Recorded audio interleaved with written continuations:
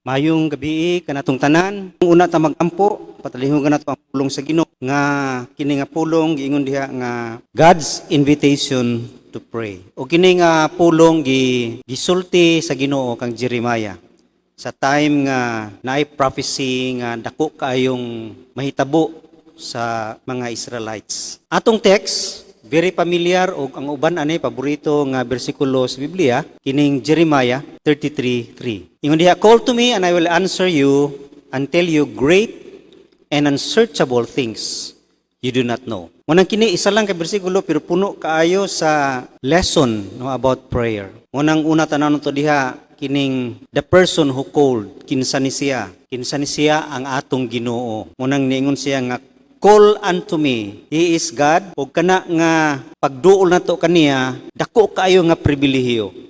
Muna ingon diha, call to me, no? Sa una gyud nga pulong nini nga verse, call to me, kini nagpasabot nga dako kaayo nga pribilehiyo kung kita motawag umuduol gid sa Ginoo. Tungod kay ang invitation sa Ginoo is inviting ngadto sa iyaha nga He is the sovereign God, the creator. Siya ang nag-form kanato, siya ang nag-frame kanato, siya ang nagsustain kanato. What a privilege nga kita gitawag, giauhag nga budol kaniya, nga muadto kaniya in prayer sa gitawag nato nga King of Kings and Lord of Lords. Dako ka nagpribilehiyo nga ang usa ka mayor or governor labi na gyud president mo auhag kanimo nga makigistorya ko sa imuha. Dako kaayo nga pribilehiyo gayud nga atong masinati nga moingon siya, "Come, speak to me personally." Pagkaanindot nga dako nga pribilehiyo of all pinakataas na guna nga tao nga imuhang duulon. Gani bisag artista makigistorya sa imuha, dako nga pribilehiyo. Munang it's a privilege to speak, no, to talk with the sovereign God, King of Kings. Unya pribilehiyo tungod kay wala kay laing himuon, just a call. Simple lang kaayo. Unya gitawag ni nga God's phone number kining Jeremiah 33:3. Kay ang imong call free, no? Wala gyud ni way piso nga imong kung mag-send kag prayer request sa Ginoo, wala gyoy bayad. It's a free of charge.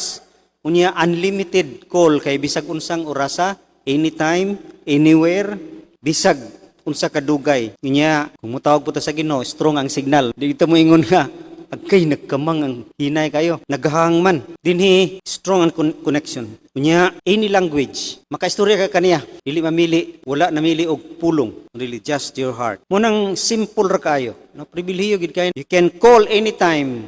Nya any request, bisag unsa nga request imong ipadangat kaniya, mudawat siya. Call him when you are happy. Call him when you are sad. Call him when you find comfort. Call him when you found hope. Call him when you are convicted.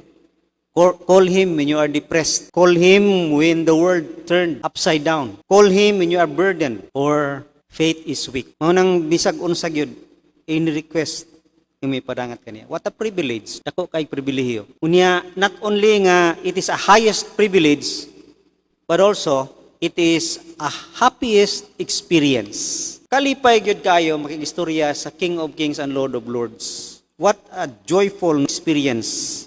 Talking with the one you love, bating nindotang experience ya. Kini ganing mga mag-couple or sweetheart or mag-uyab, magbinuntagay pa nagistoryahanay. It's not boring, not burden, because unsay naga-connect sila is their love with each other. Usahay pagani overnight makalimot nagkaon, nagfasting na diay. Mao din ang prayer. Usahay makalimot nagkaon kay tutok kay ta sa atong gihigugma nakigistorya nabuntagan na. Ngunang it is a highest experience because we are talking to our loved one nga diin pinakaghigugma ginato nga mao nga atong Ginoo. Ngunang it is a highest privilege, no? A happiest experience. Pero matingala man ka nganong wa man kayo ni gi-avail. Daghan ang dili ganahan mag-pray, daghan ang wala naga-experience ani nga pribilehiyo. Daghan wala makita nila nga prayer is a happiest experience. Ang uban kapuyon kay kapoy magsipiyong, kapoy magtutok, no, si pagkampo dagay prayer request. Nganong daghan man, ang uban, ang prayer is the last resort, kanang tumoy na, kanang wa nagay kay laing mahimo, nga gikinahanglan na ginimo ang Ginoo. God stands ready, open gid ang Ginoo nga ihatag ang iyang grasya o mga panalangin. Ang langit, no, open na with all the resources nga Ginoo andam i-pour out ngani kanato. Mo nang what a privilege nga you can call in siya call unto me. So dili siya last resort or dili ta pa magpaabot nga madto na ta sa tunga-tunga sa dagat nga nagkalisod na kuna pa mo call unto him. Mo nang the person who called, he is a mighty God, wonderful, marvelous God, and what a high privilege o a happiest experience kung kita makigistorya kaniya. Ikaduha nga sumpay diha, the promise he confirmed. Sa atong text na to, sa sunod nga linya, call unto me and I will answer you. Nag-promise siya nga mo answer gyud mo nang expected nga mo answer ang Ginoo. Our job is to pray, God's job is to answer. Ang iyahang trabaho mo gid ang pagtubag. Mo nang nagitay assurance nga ang Ginoo mo tubag sa atong paggampo. Unya ang basihan sa iyang paggampo, no, the basis of his answer, una, his love promises what is best. Nagbase gid ang iyang tubag sa iyang gugma ug naga-promise unsay maayo. Nya his wisdom perceives what is best. Ang ikaduha nga gibasihan is ang iyang kaalam. Nagbase kini ang tubag sa iyang kaalam nga makakita gyud unsay maayo kanimo. Unya nagabase po kini sa dako nga gahom nga muhimo gayud what is best. Nothing is impossible with God. Mo nang nasa gahom mo perform unsay pinakamaayo alang kanimo. Mo nang kanang tulo ka butang importante kay na nga atong tanawon tun kay mao kana ang basihan sa iyang tubag ngani sa atong mga pag-ampo. Nag-promise gud siya nga motubag and also the manner of his answer. Ang mo answer gani ang Ginoo, God answers based on what is best for us. Ang Ginoo nag-promise nga motubag gayud apan dili sa unsay gusto nato, kundili unsay the best para kanimo. Ato gid kanunay nga badungong gadi gid maayo no nga ihatag sa imo ang unsay gusto nimo. God will not give you whatever you ask. Ang tanan gayud no nga imong gusto dili gina ihatag sa imo ha. Walay ginikanan nga muhatag niya na. Kinsa may ginikanan nga muhatag sa anak unsay gusto niya. Kay daghan kay mga butang nga gusto sa bata nga makadaot sa yaha nga dili maayo. Mo nang nagpromise ra gid ang Ginoo nga iyang tubagon unsay pinakamaayo kanat. Diha makita nato nga ang Ginoo mo tubag gayud the way dili nato gi-expect kundi iyahang kabubuton. Og dili kita ma-surprise na ini tungod kay naga-answer gid siya of what is best for us. Dili kita gusto no mao gina ang atong weakness kanang dili kita gusto nga dili ang atong gusto matuman. Og diha ta na miss nato ang very important part sa gitudlo ni Jesus sa prayer sa Matthew 6:9-13 kanang the Lord's Prayer, no? Our Father who art in heaven, hallowed be your name. Kung kana ang atong gusto nga ang atong gusto ang matuman sa atong mga request, malimtan nato kining His kingdom come, your will be done. Di ba muna ang part sa prayer nga importante gayo? O kita nausab ni nga prayer, mo nga my kingdom come, my will be done. Muna nato ganiha, ang basis sa iyang answer is ang iyang love, ang iyang wisdom, ang iyang power. Kay bao kita nga the best gyud na nga tubag nganhi kanato. Ilang nato no mahibalan usahay ang iyahang pagpamuhat sa atong kinabuhi. Sama katong usa ka grupo sa mga Christian nga mag-concert no gospel concert. Pero tinagid nilang ampo nga di gid mag-uwan dito sa venue. Mo nang niuwan man gyud. Ibalhin sila laing venue. Mo nang maka-question sila sa Ginoo ngano man nga concert man ni alang sa Ginoo nganong man tubaga.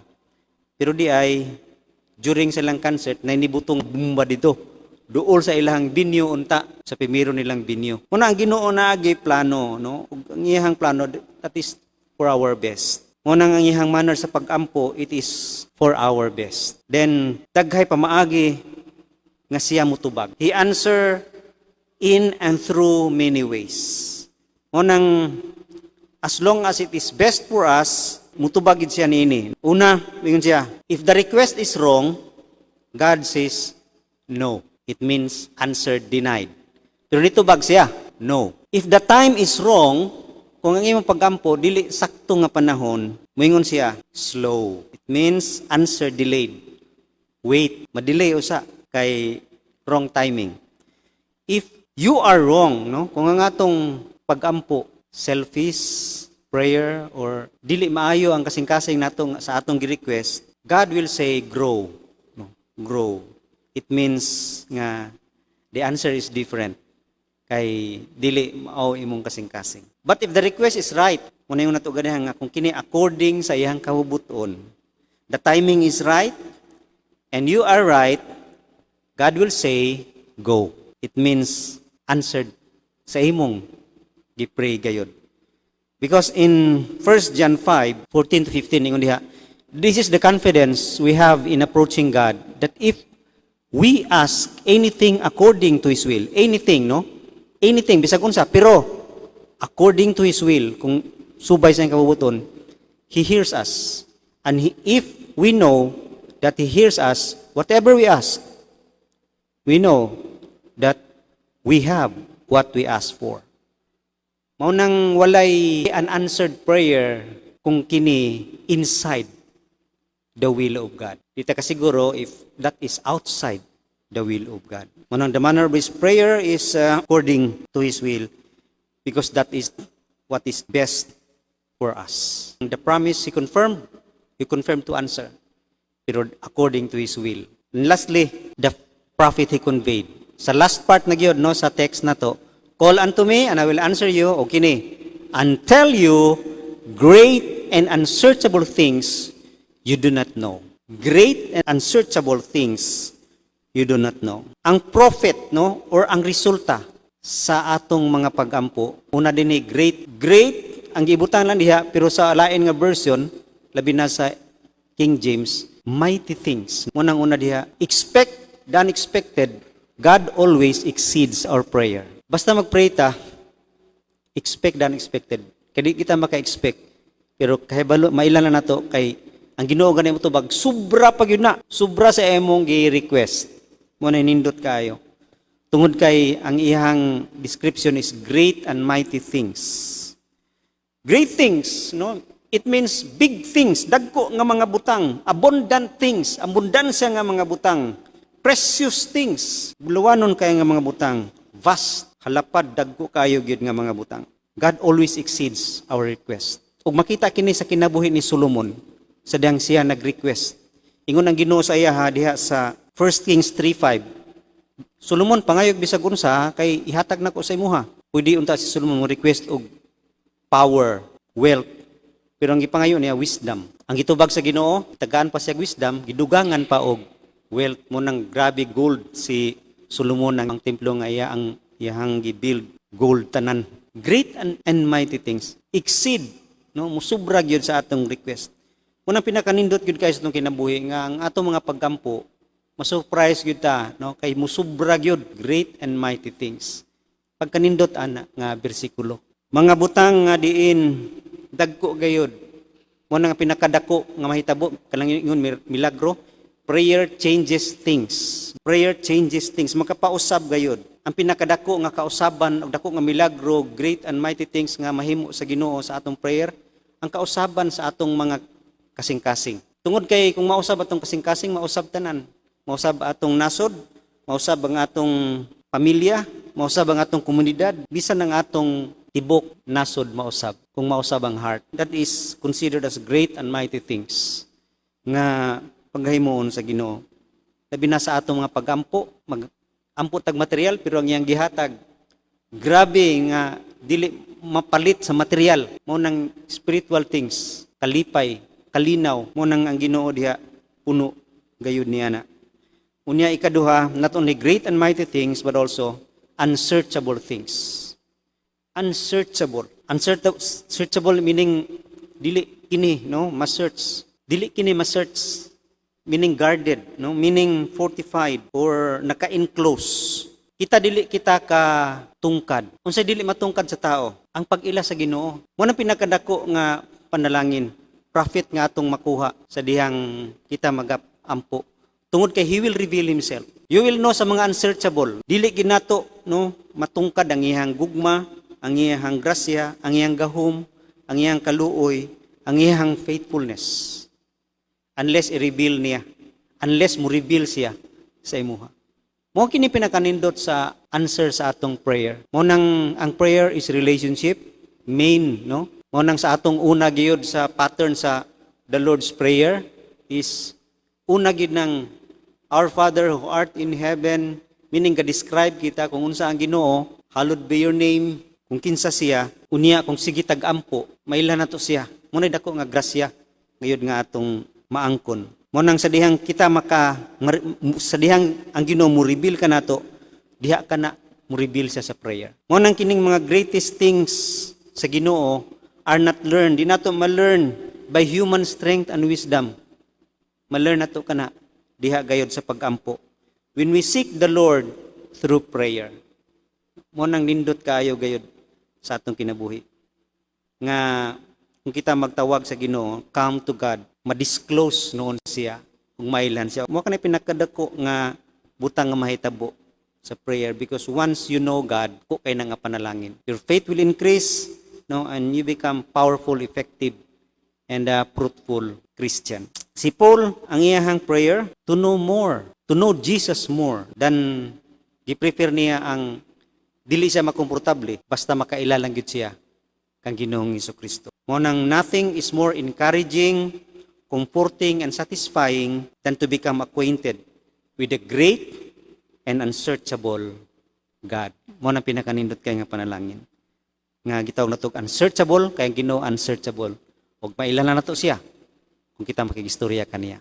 Tungod kay ang pagampo relasyon kana. Unang dalaygon kay ang Ginoo ning taknaa nga siya nagpadayag niining dako kaayo nga phone number sa Bible. Call unto me and I will answer you and tell you great and unsearchable things you do not know. Unang nining taknaa masintro gyud ang atong pagampo diha sa Ginoo.